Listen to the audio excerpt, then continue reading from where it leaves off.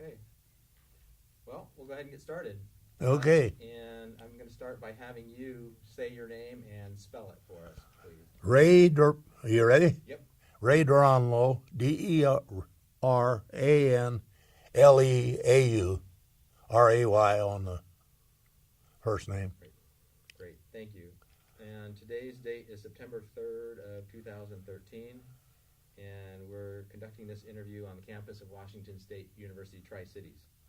So let's start, if we could, by having you talk about your family, how they came, how, when, why they came to the area here. Well, my folks come here in 1930, and at that time there was just 6 kids left in the house, the 3 older ones that grown up. So, and they more or less, I think, started out they were up at Genesee, Idaho, and the price of wheat wasn't anything, and they just kind of went broke up there. They moved down here, and of course we farmed down here, but that was altogether different. Dad had been a dryland farmer, but he had to learn the irrigation thing, you know. Do you know how he heard about Richland or any of that? I think he just put the place up for sale in real estate person. Carl Williams, that was in Kennewick for a long time, handled it. I know that, and I suppose that's how it happened. I was 6 or 5 when we moved here, so you know, there's a lot of that up there I don't recall even. Okay. And what were your parents' names? Henry and Elizabeth. And so where was your farm? Well, it was right across the ditch from where Battelle is, headed west, and across that ditch. And if you are familiar with that, there was an old school, Vale School up there at one time, and Dad had 33 acres, and that 7 acres was out of that original 40. Okay. So we were right adjacent to that. Okay. And who were some of your neighbors or people who lived closest to you then? Well, Pete Hansen lived right next to us, and then across the ditch was Holgren. Were the 2 closest. And so, what sort of crops did you grow on the farm? Well, we had towards the last, we had a little mint, peppermint, and we had quite a few grapes, but that was, most folks didn't raise grapes like Dad did. And of course we had hay and asparagus and strawberries. And growing up on the farm, did you have particular chores or responsibilities that were yours? Or? Yeah, we milked cows and just all the stuff that went with it. Cut asparagus. We'd get up as soon as you could see it, cut asparagus in spring, you know, and that was always a cash crop that made a little money for everybody. And of course it was early, you know, they'd give them a chance to have some money to pay the water bill and stuff like that. So that was a good crop then. Do you know where the crops were sold? Well, they were sold mostly at Kennewick and some things at Pasco, but mostly at Kennewick. Ours was anyway. I want to ask you also about your farm. Were there other buildings besides the house itself on the property? What other buildings were there? Well, we had a barn and a little shed that I suppose at one time had been a kind of an open-end garage, you know, type thing. But most of that stuff is so wore out, you know, that you could throw a cat through it somewhere. But so when you bought the place, it was something that someone else had already owned the place. There was what? Someone else had already owned the place. No, Dad got that place from the ditch company, and he just moved on there for no payment at all.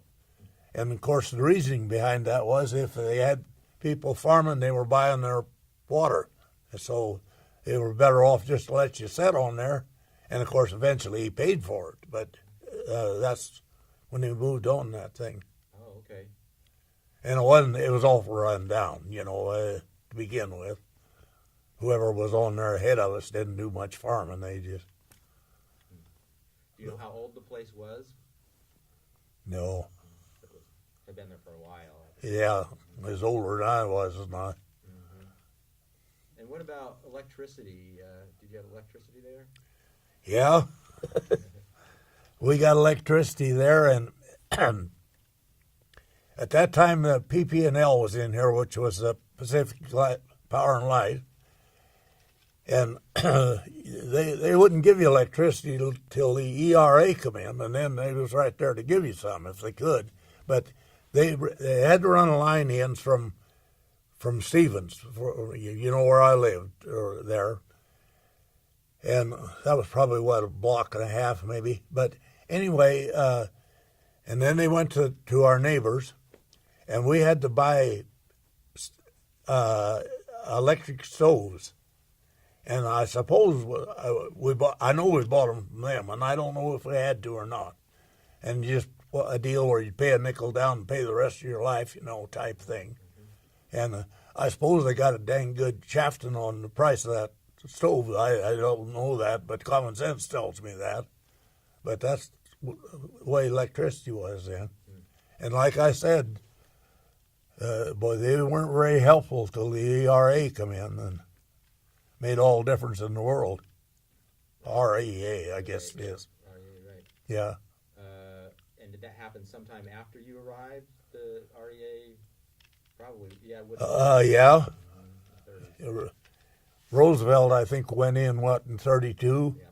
And so we went there in 30, and we moved on to that place, I was saying 35, and I could be off a year or two. Okay. It was the second place where we first lived. Okay, so where did you live before that then? What was We lived just off of Van Giesen, and right in there close to where that little shoplifting center is there on Van Giesen. Okay. If you know much about the history of this place, there was a house there, and they called it officers something. And I can't say the word I want to, but anyway, it was a big, nice house, and they left that for quite a while before they ever tore it down. I think they moved it to West Richland eventually, but. So that's where you lived initially, and then you moved to the place. Pardon? So that's where you lived for about 5 years? Yeah. 30, 35, and then you moved to the second place. Okay. And what about telephone? Do you have a telephone? Yeah, we had a telephone. My dad was on the ditch board, the water board. There was three of the people around there, and then they had a guy running it. In fact, his dad run that, and he had to have a telephone because of that. Okay. Yeah, I suppose we wouldn't have had a telephone as quick as we did. Was that like a party line, sort of? Oh, yeah. Yeah. And then about that time, too, we switched over from horses to a tractor, and so that was kind of a change in farming for us a lot. Mm-hmm. So initially you had horses yeah. for all the work on the farm. Do you remember what kind of tractor you got? Yeah, we had a F12 Farmall tractor.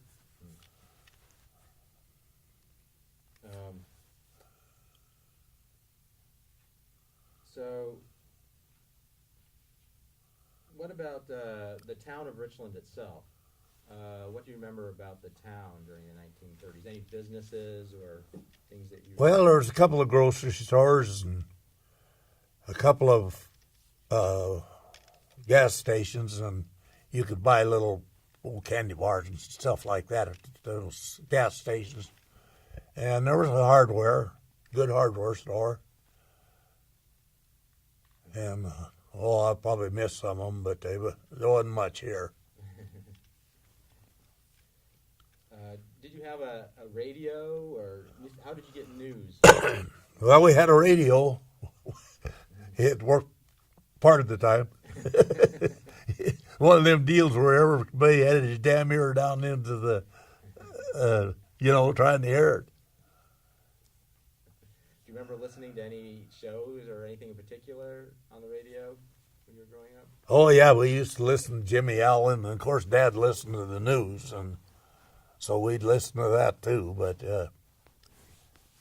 Jimmy Allen and Amos and Andy, we'd listen to that. And I don't remember what else, but not much. We didn't listen to it a lot.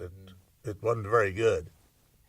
What about newspaper? Was there a newspaper? Yeah, we always had the Spokesman Review. There wasn't any local papers at that time. I want to ask you about school. What school did you go to, and do you have any specific memories about school, teachers, or anything like that? Well, we had a pretty good little school if we'd tried to learn something, and some of us wasn't too interested in that, to be real frank with you, and I was one of them. Hell, I thought I knew everything there was to know at 15. But really, we didn't have a bad school. How did you get to school? Was there a bus? Yeah, went on a school bus. Was that a sort of regular school bus? Yeah. It was? Okay. Yeah, they had certain routes. There were about, I would say, maybe 5 of them. Okay. Were there any teachers that you particularly remember from your years of school in Richland? Well, no, not really. We had some good ones and bad ones, but I don't like to badmouth some of them. So, and especially the kind of student I was, if I'd have had me, I'd have killed me. I'd just be real frank with you. What sort of recreational activities? What did you do for fun growing up? Well, we played ball and we fished and just kind of entertained ourselves. We worked a lot, really, when kids was old enough to work. And if you had any spare time, Dad would go out and buy another 20 acres. Just about what a boy will do with those old guys, If they had boys especially, they was out looking for more land, which was, a way of life at that time. Do you remember any community events? Well, we used to go to Grange meetings, and they'd have 2 a month, and one of them would be a social thing, and at that one they'd serve a little old sandwich and coffee, and they'd have dances. You just volunteer band, and so that was pretty neat. Where were the Grange meetings held? The Grange Hall was right up where the Lutheran Church is here in Richland on Van Giesen. Van Giesen and Stevens. So I assume your father was a member of the Grange. Yeah. Was he part of any other organizations? You mentioned the irrigation, right? No, not really. We went to church when we had gas, and but. What church did you go to? Catholic, and we'd have to go to Kennewick for that. There wasn't any Catholic church here. In fact, there was one church, and I think they call it Community Methodist, and pretty near all the Protestants go there, and maybe they'd have a Methodist preacher for a while, and if he starved out, the next one could be Lutheran or whatever, Okay. You just kind of, those days, did with what you had, and they pretty much had a 7-day Adventist little church there too. There wasn't many members, but they would have meetings there on Saturday. Were there a number of families that went to the Catholic Church in Kennewick from Richland who went there? Oh, I don't think there was a half a dozen. maybe something like that. Um, Of course, them Catholics in those days had lots of kids, more kids than the rest of them, so, we could kind of outnumber. We didn't need, if we had families, we had groups. We had one Catholic bunch lived out there on the river, and I think they had 17 or 19 kids, somebody said. And, in those days, so it wasn't unusual for children to die at childbirth, and they had some where they'd lose one, they'd just name another one the same name. And I always thought that was kind of weird, but I know they did that. You mentioned playing ball growing up. Did you play sports in school at all? Or? Well, we played softball. We didn't have any football. We didn't have a football team. We didn't have any material for it, And we didn't play baseball either. They had a local baseball team, we call it a town team.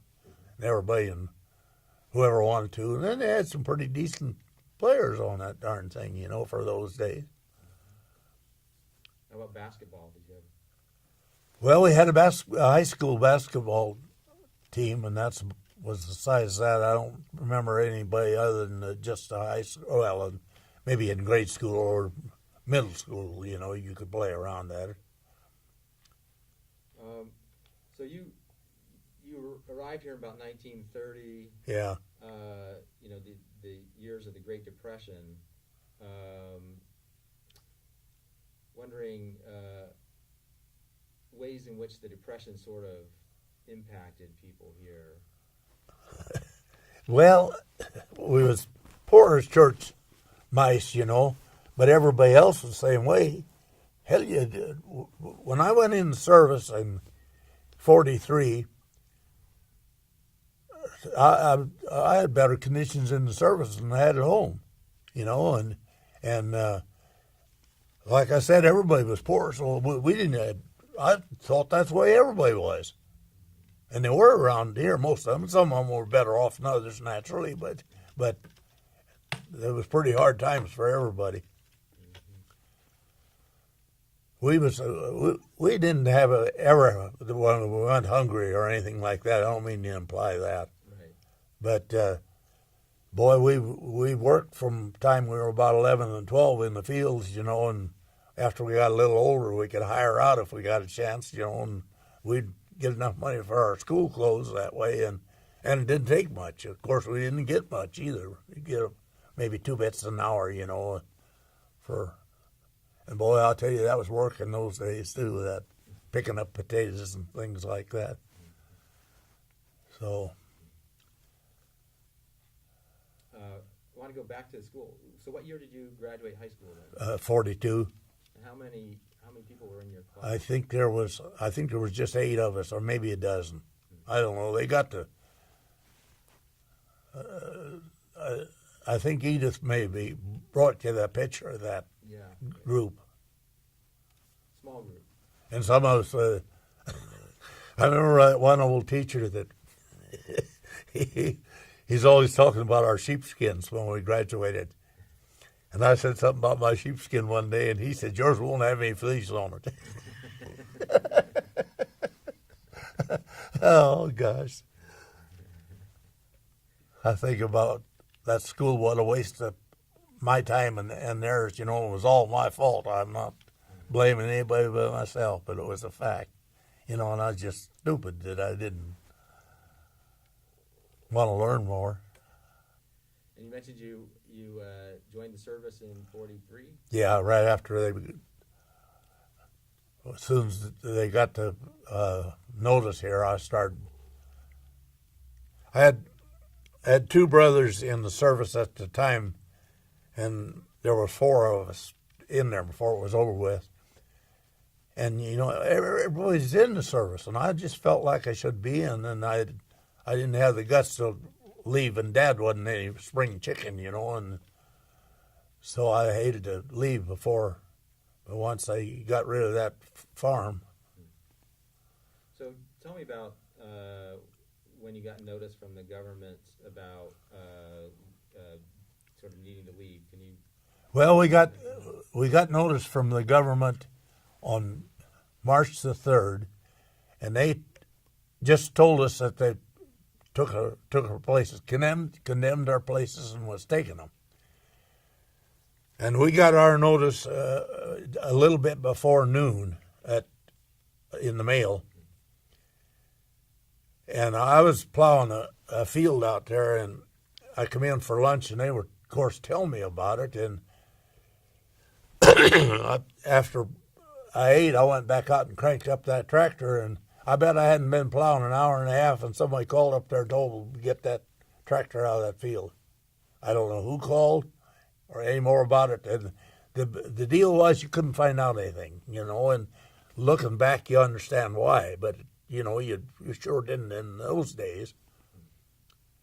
And then the bad thing about that, it put all those farmers on the market for a new place, and immediately the land went up, and they weren't offering a lot, and a lot of the people didn't accept. They sued, and they did better. And Mr. Fletcher, Robert's dad, was involved in that. And of course, there was an attorney that they had normally up there, and he handled the case. Lyman Powell from Kennewick was attorney. How did your parents respond to the notice? Do you remember? Well, confused everybody was. Once, I guess they just finally told us that there was a government thing and it was a secret, and they couldn't tell us. They kind of accepted that, but first they just was going to run you out of there without, any kind of explanation at all. And we never did get it was world news when we found out that Richland, was part of the atomic bomb thing. So what happened with your parents then? He sold the land? Well, they settled in Kennewick. Dad bought a couple little places there. But how long were they given to leave? Oh boy,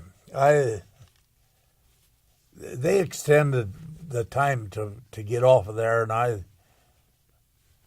I think probably it was fall before the folks left. And then a lot of those crops, they had the prisoner of war camp out on the Yakima there, and they had those prisoners in there taking care of some of those crops. Because I remember a couple of them working up there in the grapes at our place, and one of them asked the other one why he was in the slammer, and he said he was a letter writer. And anyway, he was forged checks, He said he was a letter writer. So was that camp? That camp was in existence for a while before 43 there, the prisoner of war camp? It was what? It was there before 43?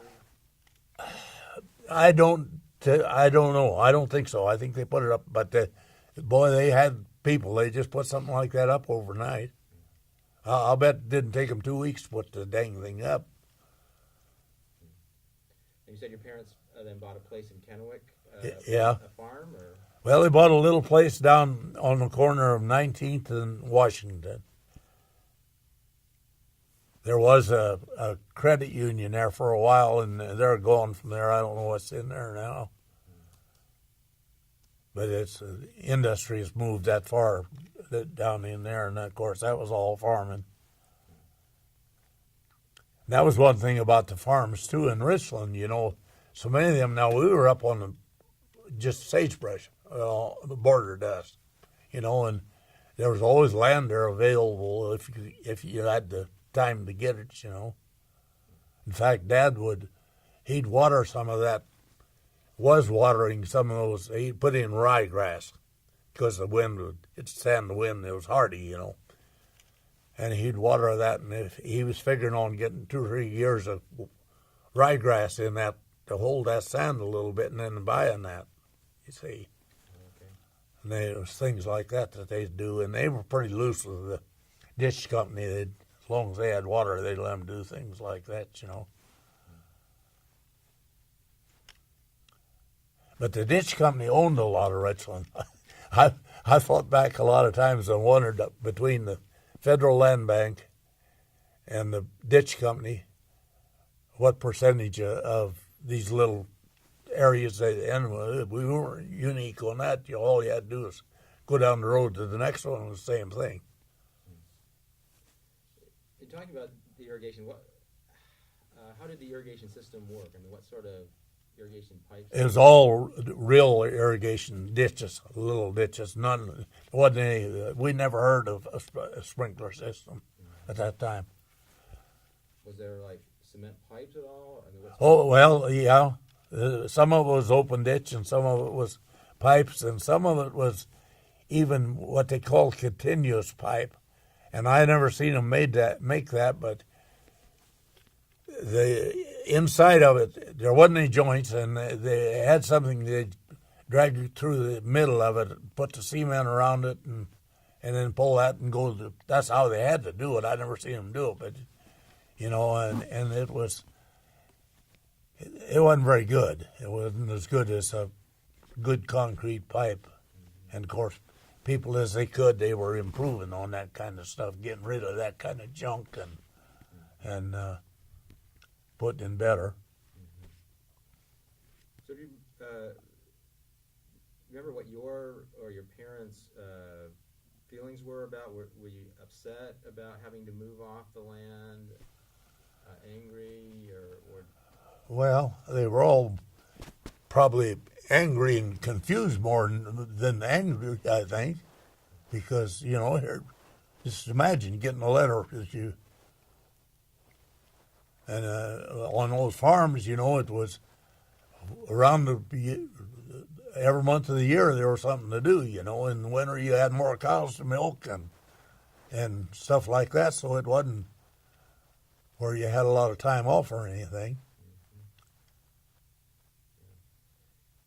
So, do you remember where you were when you heard about what was happening at the Hanford site, about what was being built and what it had been used for? No, I really don't. I was in Europe, and I come home and they give us a 30-day furlough. And we'd seen just enough combat that we'd been good candidates for over in Japan, you know. And I think that was what they were figuring on. But anyway, I was on a train going back to South Carolina, is where I had to report back to. And we were up in Montana, and a conductor come through there and told us that they had dropped those bombs and that the war was over. And I think that's the first time I ever knew what Hanford really did, near as I remember, at least. Do you remember your response when he came through and said, "Told you this"? Well, I hate to sound like an idiot, but we were playing poker, a bunch of us, and it was more interesting poker game. I think we, you know, and it was almost disbelief, I think, you know. And so, how much longer were you in the service then? When did you come back to the area? Well, after that, I would say I was in the service 5-6 months, and we moved around a lot. I was in a chemical warfare outfit. I remember it was a mortar outfit. We had big mortars, and were designed to shoot gas if we had to. That's why we were in the chemical end of it. And but we were also had high explosives that we shot, and we would be attached to the infantry, you know, and so. But I don't know really how long we was, but and here again. Well, when I went back I was in 89th Chemical, and when I got back to Colorado, I went over where it was supposed to be, and nothing there. So I went over. I see another chemical outfit right next door, 90th. So I went over there, and I happened to walk right into the same company that I'd been assigned to. We'd all been assigned to that, and we didn't even know it, you know. And I'll never forget the first sergeant in there. He told me where to go to what barracks I could bunk in, you know. So I went up to that barracks, and it was full. And I come back, and I said, that barracks is full up there, I said. He said, go up and throw one of those guys out of there and get a bunk. And I said, you go up and throw him out. And that guy took a liking to me, and he was the biggest horse's neck ever come down the pike. He was a hobo that had found it in the Army, that he was re-enlisted, you know. But he was kind of a weird booger. But anyway, he took a liking to me, and hell, I could just get away with anything after that. It was kind of weird. If some of the guys used to razz me about being his buddy, you know. But anyway, and then we were doing a lot of moving around. They were just shifting everybody. We went down through Texas, and they brought us up to San Francisco for Army Day Parade. And we loped around on those damn hills down there a lot. My wife told me I wasn't supposed to cuss too, didn't she? But anyway,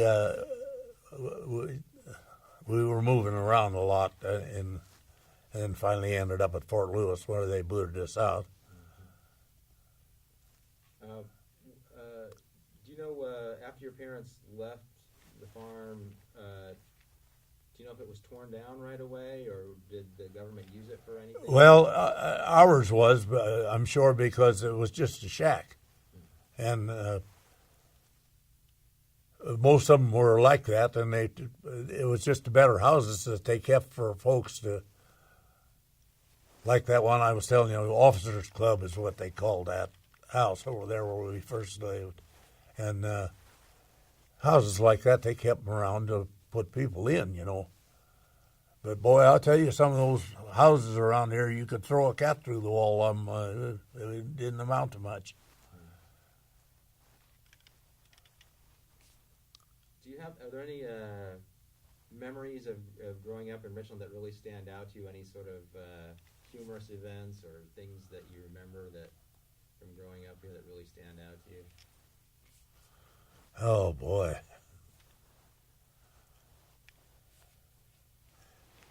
Well, I remember one time a bunch of us went up to Browns Island, and that was about maybe 8-9 miles up the Columbia from here.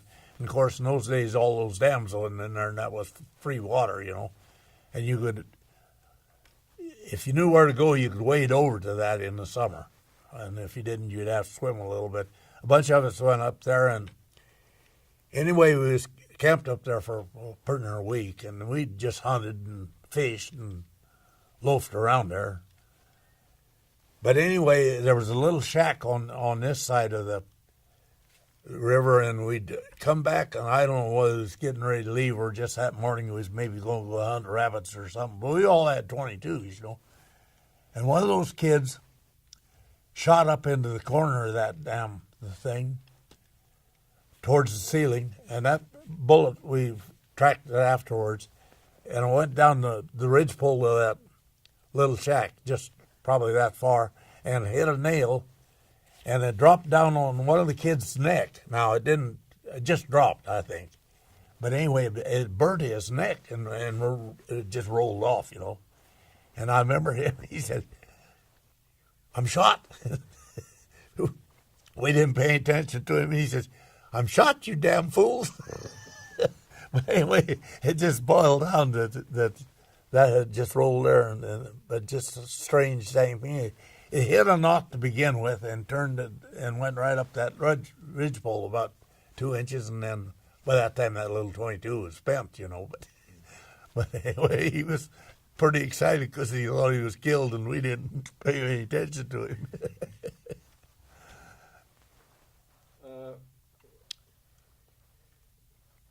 Wondering, anything what do you think would be important for people to know about what it was like growing up in a small community of Richland in the 1930s, 1940s? Well, really, it was pretty good because everybody knew everybody and everybody associated with one another. You know, there wasn't anybody that was left out, really. And like I said, we was all poor church mice, but we thought that's the way the whole world was. And like I said, I don't think there was any of us around that went hungry. I really don't. My folks would can, you know, and they canned everything. I remember one year I had 3 sisters that were going to get married in the fall, and those girls and mom canned for their families to be and our family, you know, and they would can in those old wash boilers. And I don't know if you ever seen that done, but what they do is put a little rack in the bottom that was made out of cedar. You know, it had holes bored about like that so the water could circulate through it. But those jars wouldn't set right on where it was so ungodly hot. And they put those in there and then boil them for a couple hours to seal those. But they put up even meat. My folks did. And Mom even would she canned butter a time or two. Now she didn't heat it, you know. She would put it in salt water and put it in those jars, and then we'd open that one. I guess when we didn't have butter, otherwise I don't really know. I think she just did that one year, but they'd put up all kinds of vegetables and fruit, and everybody had some of that, and you'd trade around, you know, or if people had surplus, they'd just give it to you. There was a lot of that because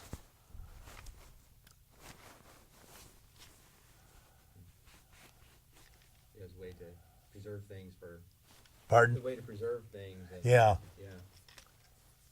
And the folks they'd also put up pork, you know, put salt on, so much salt you couldn't eat it hardly, and you'd have to soak it for a week before you get close enough to it to eat it.